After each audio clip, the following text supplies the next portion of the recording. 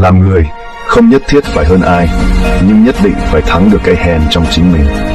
Người ta có thể dùng mưu trí để thắng thiên hạ, nhưng để thắng được lòng tham, cơn giận, sự nhỏ nhen trong chính bản thân thì chỉ có bản lĩnh mới làm được.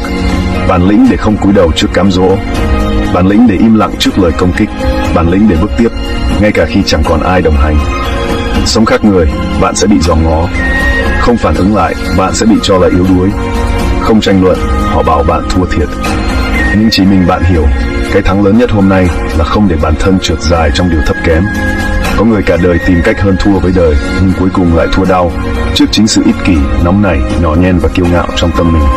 Cái hèn không nằm ở nghèo đói hay tay trắng. Cái hèn nằm ở chỗ biết sai mà vẫn làm, biết mình không xứng mà vẫn cố giành lấy một vị trí không thuộc về mình. Thắng được mình, giữ được lòng ngay thẳng, đó mới là chiến thắng khiến bạn có thể ngẩng đầu mà sống.